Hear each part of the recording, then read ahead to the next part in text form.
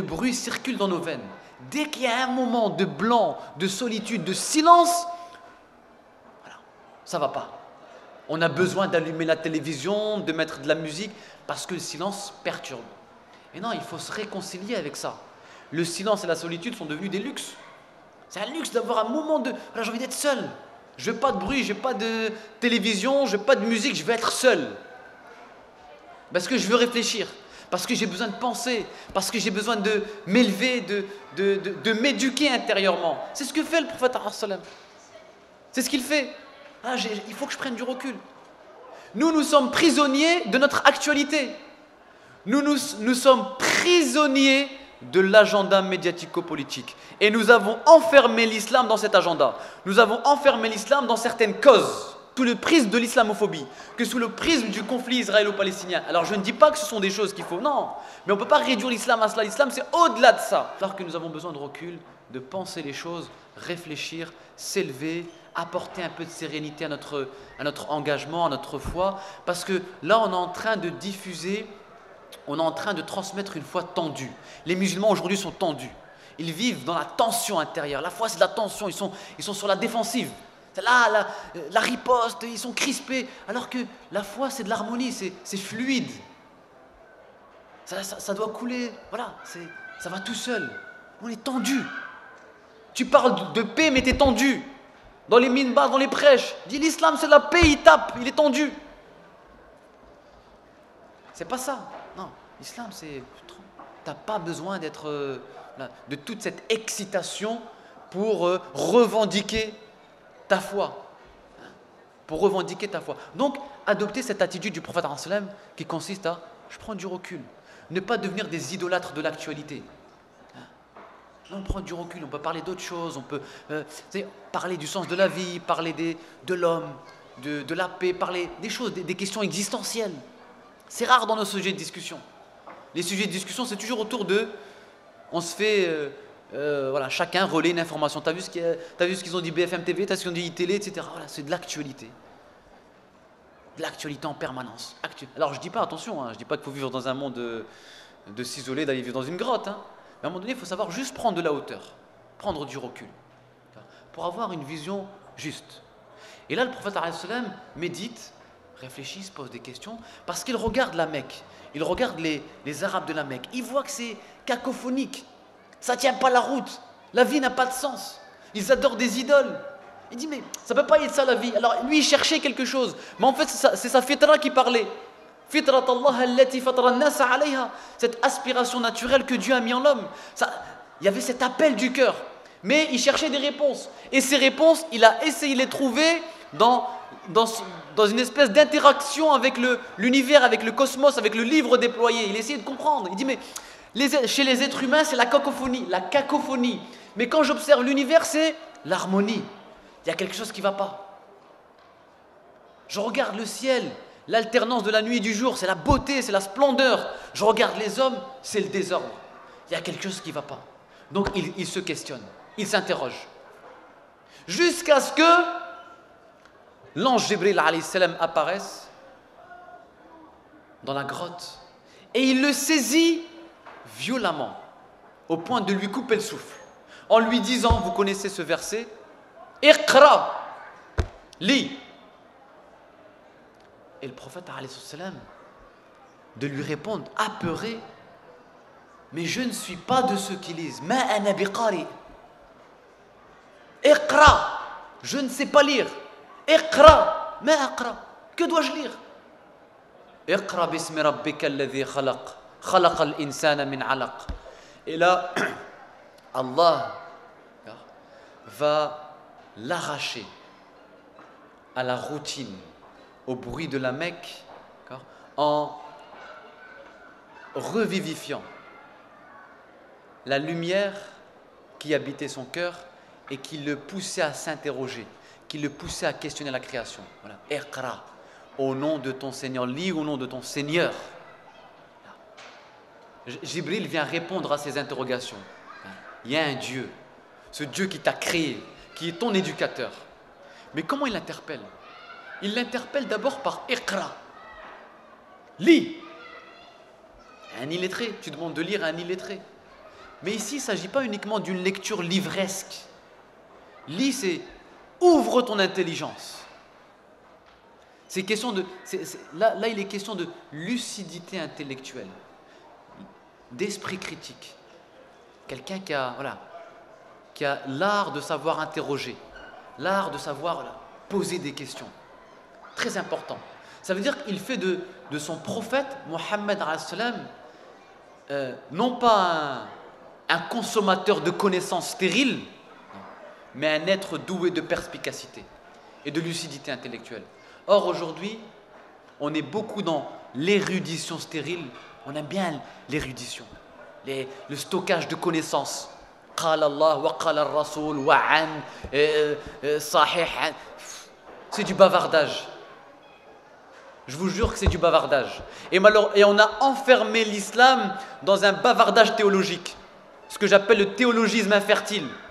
On a enfermé l'islam dans des concepts abstraits pour le rendre encore plus inaccessible au public. Pour quelle raison? L'islam, il est simple. Le prophète, il est venu avec un message simple. Il a touché les cœurs simplement. Mais dire les choses simplement ne veut pas dire que ce n'est pas dire des choses superficielles. Parce que tu peux dire des choses superficielles en les recouvrant d'un langage savant.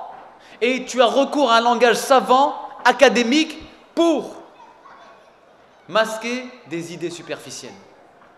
Donc attention à ceux qui enferment l'islam dans un théologisme infertile, dans des expressions, dans des concepts abstraits pour tenir le peuple à distance et refuser le débat. C'est pas ça dont il s'agit. C'est pas d'avoir des connaissances et de jongler, faire joujou avec le jargon. Faire joujou avec le jargon. C'est un islam stérile, infertile, qui ne produit rien. C'est du bavardage. Et d'ailleurs, ça, je rejoins toute la critique de Malik Benabi qu'il avait adressée aux musulmans à son époque.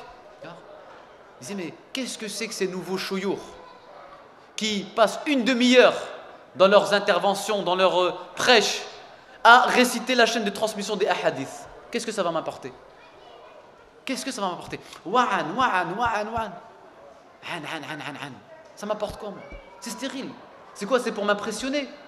C'est parce qu'encore une fois, on est dans la mise en scène. On aime bien, ça fait beau. On est dans une discussion, tu viens et tu dis Qala Rasulullah. Et l'imam Cheikh Al-Albani, rahimahullah, l'a authentifié. Et arrête de. Stop.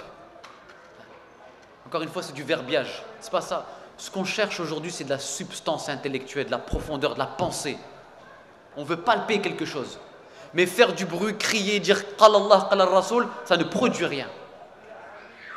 On veut de la pensée. On veut, palper quelque chose. C'est comme ça qu'on va revitaliser la pensée musulmane, la pensée islamique. Donc, par cette capacité de questionner, d'interroger, bien sûr, ça passe par la lecture, mais pas seulement. Par des rencontres, par des voyages, toujours avoir cette intelligence en mouvement. Avoir cette intelligence en mouvement. Et c'est extrêmement important. Donc, iqra, lis. Lis, ouvre ton intelligence sur le monde qui t'entoure. Mais il ne faut pas réduire le verset à cela. Bismi rabbika alladhi khalaq. Iqra, mais pas iqra seulement. Bismi rabbika alladhi khalaq. Lis au nom de ton Seigneur qui a créé. Pourquoi?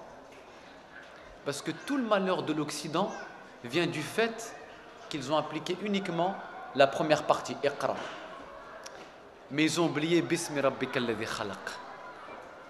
Et c'est pour ça qu'aujourd'hui ils sont confrontés à toutes ces crises, ces impasses. Parce que l'homme pensait se suffire à lui-même.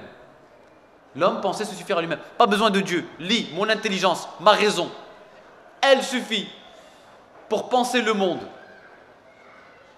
Et bien maintenant, regardez les crises politiques, économiques, écologiques, spirituelles, philosophiques, toutes les crises là. Parce que l'homme croyait se suffire à lui-même. Croyait se suffire à lui-même. Et ils ont oublié la deuxième partie. Lis, mais Bismi Rabbik, au nom de ton Seigneur.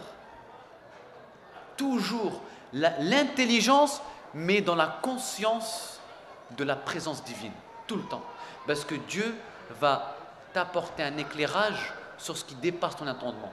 Allah te dit, oui, lis, pose des questions, mais tu seras confronté à tes limites intellectuelles. Et quand tu es confronté à tes limites intellectuelles, qu'est-ce que tu fais? Tu fais appel à ton cœur qui va venir prendre le relais. D'ailleurs, la fin de la sourate, elle se termine comment? Wasjud waqtarib. Lis. Là, il redresse ta tête. Et à la fin de la sourate, pose le front au sol. Reste humble. Il y a des choses qui t'échappent. Pose le front. Cette intelligence-là, maintenant pose-la au sol. Et remets-toi à ton Seigneur. Parce que seul lui a la science, le savoir absolu. Reconnaître ses limites. Que je pose des questions, je m'interroge, mais à un moment donné, je suis limité en tant qu'homme, en tant qu'être. Donc je fais appel à mon cœur. Et c'est mon cœur qui prend le relais et qui va m'illuminer sur les choses qui échappent à mon intelligence. C'est tout l'enseignement d'Abu Hamid al-Ghazali dans Ihya Ulumuddin, dans son autobiographie intellectuelle. C'est ce qu'il dit. Il dit voilà, à partir du doute, j'ai commencé à me questionner, à poser des questions. Mais je me suis rendu compte que mon intelligence était très vite confrontée à ses limites. Et c'est ensuite le cœur qui prend le relais. Parce que la vérité, on y a accès, non pas par un raisonnement purement rationnel, mais par une illumination spirituelle. Par une illumination spirituelle. Et c'est là où il se distingue. C'est là où il marque son point de distance avec René Descartes au XVIIe siècle. Vous savez, Descartes s'est beaucoup inspiré de Abu Hamid al-Ghazali. Abu Hamid al-Ghazali, 11e, 12e siècle. Il meurt en 1111, rahimahullah. Descartes, il vient au XVIIe siècle. Vous lisez le discours de la méthode, vous allez voir que c'est parfois limite du plagiat. Les méditations métaphysiques de Abu Hamid al-Ghazali. Mais la différence, c'est que Descartes part d'un doute lui aussi, à un moment donné, il remet tout en question. Et c'est important, ça j'insiste là-dessus, il est important dans son existence parfois de remettre en question, d'interroger.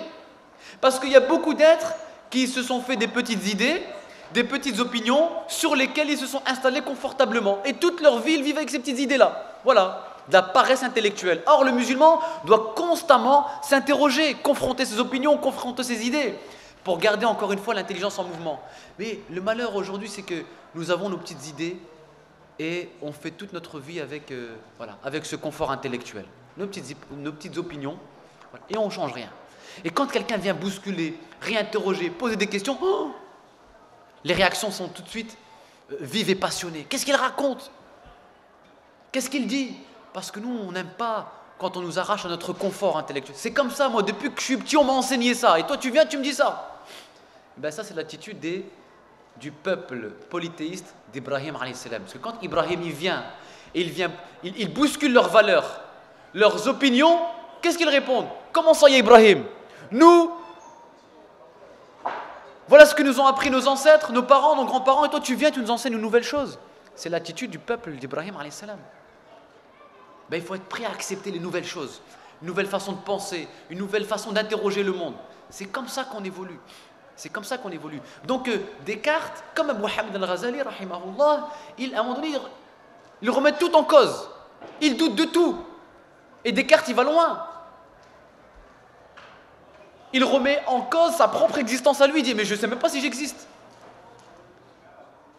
Je doute même de mon existence. Donc il va commencer à travers un cheminement intellectuel et philosophique à essayer d'obtenir quelques réponses jusqu'à en arriver à prouver l'existence de Dieu, mais rationnellement. À prouver l'existence de Dieu rationnellement. Ce qui n'était pas le cas d'Abu Hamid al-Ghazali. Abu Hamid al-Ghazali dit non. C'est prétentieux de vouloir prouver l'existence de Dieu avec sa tête. Qu'à un moment donné, la vérité, on peut s'en approcher avec la tête, mais on peut y accéder uniquement avec le cœur. On ne peut pas accéder à la vérité absolue avec l'intelligence. Parce que l'intelligence est relative. Et le relatif ne peut pas atteindre l'absolu. Oui.